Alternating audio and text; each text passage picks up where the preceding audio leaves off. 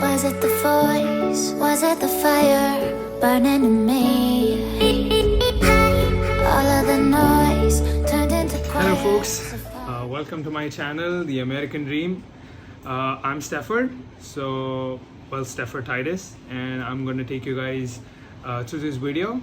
And this is going to be about how to apply to US universities, right? A lot of us have that question.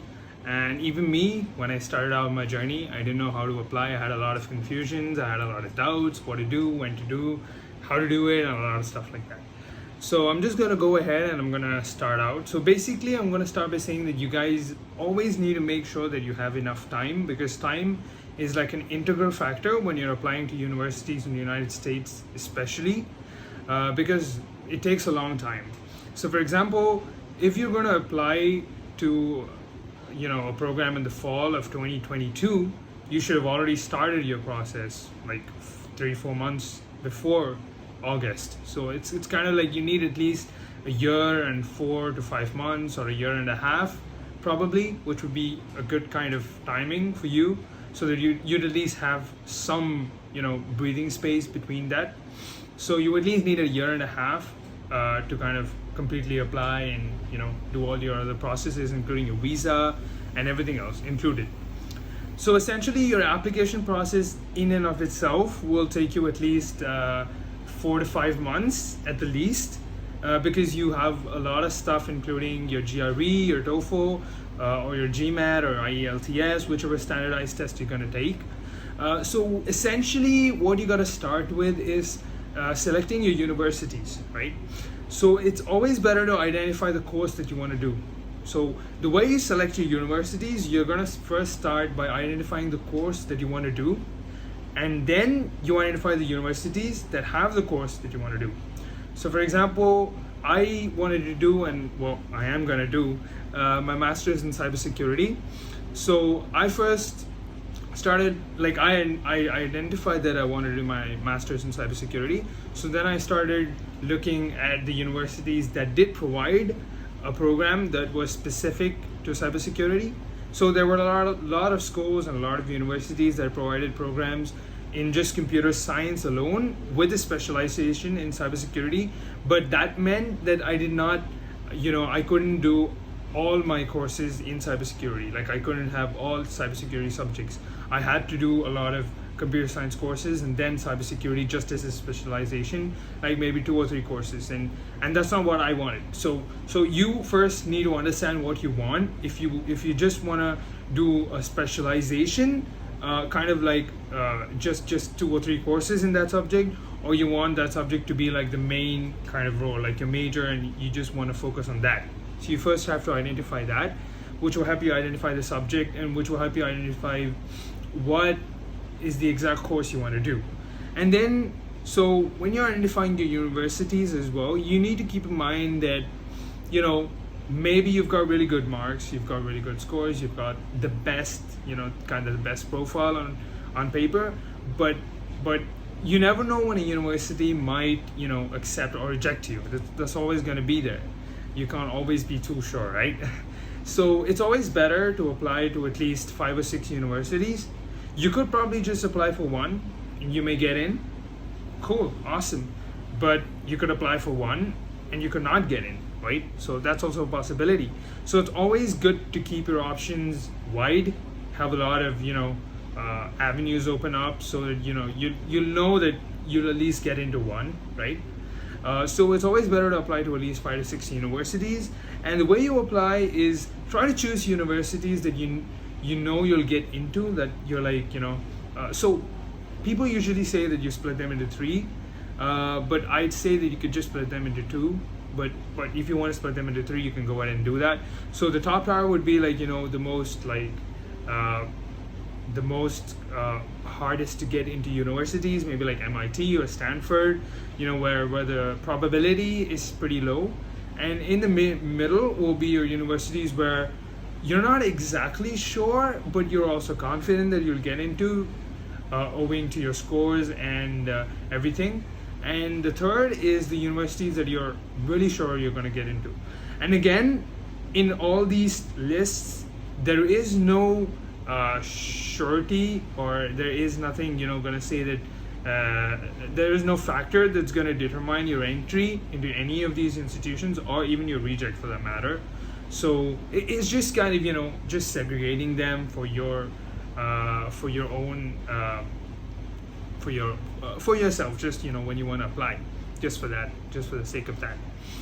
And so just shortlist a few universities. So when you're selecting the universities, you may look at 10, 20, maybe even 30 universities that you like, but just bring them down to at least 5 to 10. That's kind of like a manageable range, right? Because again, when you're applying to the universities, few universities may offer you the waiver for the application. So applications usually range from around $50 to even $100, $120. So you don't want to just pay, if you're short on cash, you can't really pay a lot. It's gonna bite you in the back, when you think that when you later on find out that you've applied to universities that you don't really want to get into, and you haven't yet applied to universities that you do want to get into. So always make sure that you have kind of a buffer range, so between 5 to 10. So even if few universities waive off your application fee, you could use that for some other university, right? So make sure you shortlist those 5 to 10 universities. And at the same time, so when you're in this process of selecting your universities, you also should be parallelly working on your standardized tests. So you probably got to study. If you're going to do an MBA or something, you're probably going to do your GMAT. Otherwise, you're going to do your GRE. And you could either take the TOEFL or the IELTS, whichever. So the TOEFL and the IELTS, the basic difference is the TOEFL is in the American English version. So everything's going to be in the American way, the way they speak, their vocabulary and everything like that. And IELTS is going to follow the British kind of English style. And that's the only kind of main difference that you get between them. And if you're going to do a GRE, I'd encourage you to start preparing for your GRE at least a month or two before you start your GRE, before you appear for your GRE exam, because it does take some time. GRE is not that simple as people would say it is, but it isn't that hard either. So GRE is essentially an exam, a standardized test where you'd have a math session, or a quantitative that they call it. So a math session, your 11th and 12th or your high school math. And then you have an English section or your vocabulary section. So it's going to be a lot of English words. You just have to learn a lot of English words. So that's what it is. And another bonus, if you do your GRE, you're pretty much set up for your TOEFL, right? So you learn for your GRE, your TOEFL is going to be a breeze, literally a breeze. But you also need to make sure that your university really requires you to write or to take your GRE, because during this COVID time, a lot of universities that did require the GRE previously, they kind of waived it off. So a lot of students did not even require to write their GRE, but still took it, and they were like, why did I do that, right? So just make sure that your university actually asks for your GRE. And so what are the application requirements? What are the requirements, and what are the stuff that you need to have when you're applying, right? So you basically need to have your bachelor's degree. If you're applying for a master's, you need to have your bachelor's degree certificates. So basically like your transcripts. If you're still in your 3rd or 4th year, maybe you will not have your degree certificate, but you'll still have your semester mark sheets. So you need to have that, and you need to scan that, and you need to send it to them. So some universities would just accept you, when you scan and you send in your transcripts, but other universities will request you to send them directly from your university through physical mail, or like a hard copy. They require that. Like a few universities do require that. So you got to make sure, just go through your university's website and make sure that you are sending them what they require, right? And few universities might also want you to send them your marks on a 4-point scale. So in India, basically the point scale is out of 10 usually, but in the US it's out of 4. So they want you to, a few universities will want you to send it in a 4-point scale rather than the 10. So you'd have to send your mark sheets to a service called WES, also called WES. So they kind of do is where the conversion of your point scale from 10 to 4, and that's really accepted by almost all universities in the US. so you probably have to send it to them. I'll also link Wes below in the description. And as well for the GRE, I forgot to mention this. You need, for your preparation, I would suggest a YouTube channel called Greg Matt, and the videos over there are really cool. You can use it for your GRE as well as your TOEFL, and that's what I personally used. And I'd really recommend using the channel. I'll give a link to the channel as well below in the description. And so the next thing that you gotta have is your statement of purpose. So each universities have different requirements for your statement of purpose. Some universities may require you to write around maybe 500 words. Some universities may even require you to write just 150 words for your statement of purpose. So it all depends on the university, and you need to make real sure that you're following the guidelines that they've given you while you're writing your statement of purpose.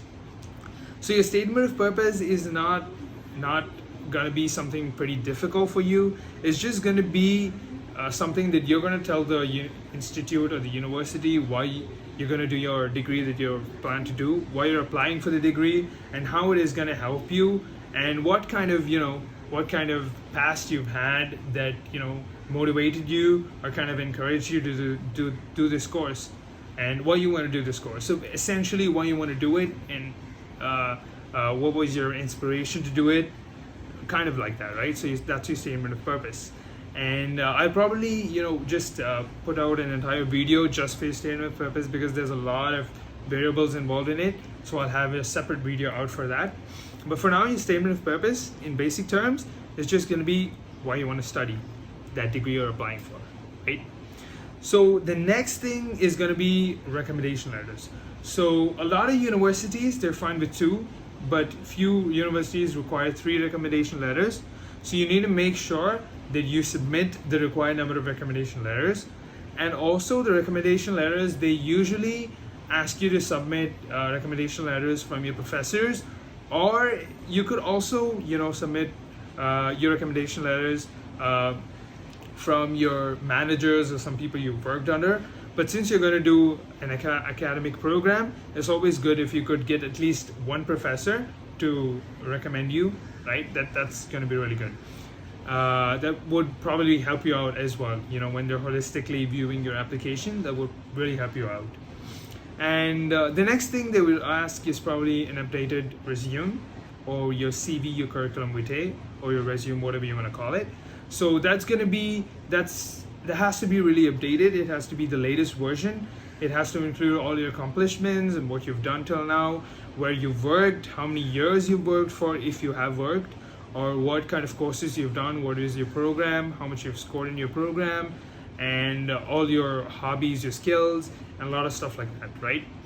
And you could also include your papers. If you've published some journal papers or something like that, you can include them. If you've written articles, those articles don't need to be really mainstream. They could even be articles just on websites or blogs. You could just include them there, just to kind of show them that you've done something. You can include your GitHub profile, your GitHub projects, and if you've done some kind of physical projects for other people who are not in the computer science field, you could have probably done some physical projects or something like that. You can include those, and all your social activities, your volunteering activities. Nothing is going to be too small to enter into your resume. Even if you've done just a basic blood donation camp or something like that, you could still add it in. It's probably going to help you, right? It's still good to add it in. And you could also include your sports qualifications if you have competed in district level or national level sports, or even international level sports, which could help you get even sports scholarships. So those are really good, and those will help you a lot. And some universities, there are a few universities which may not require all these things. They may just ask you for your mark sheets or your transcripts, and then they might ask you, rather than your statement of purpose, they might ask you a few questions. They might ask you to write them down, right? So you need to provide separate answers for all those questions. So there are universities like that as well. So you need to make sure what your university requires, and you need to apply it that way. So also make sure that you are having enough time to complete your application process, at least 4 to 5 months at the least, to complete your application process. It's really important because you might start out thinking that you're going to finish it in a day or two, but a lot of variables are in play and you never know what's going to happen, because sometimes you might have applied for your mark sheets to send it to the university, and that might get delayed, especially during this COVID time. You might have asked your professors to write your recommendation letter, they might have forgotten it.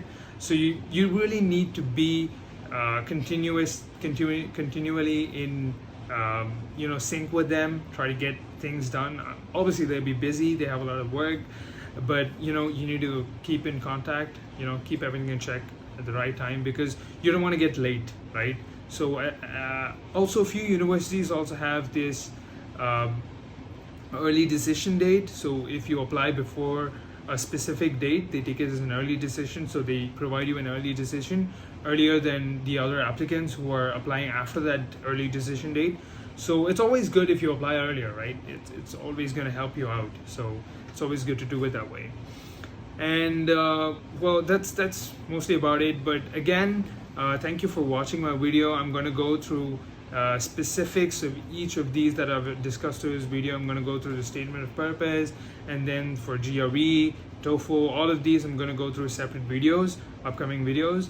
So make sure that you like this video. If you did like this video, just hit the like button, do subscribe for more, and do hit the bell button, if you want to be notified of my later videos. And this is just my first video, so I'm not sure if it's the best.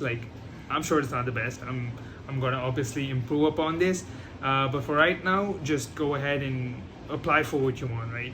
Your dreams, just follow them. You can get through and you can get to them. So just stay happy, stay positive, and always do what you want to do.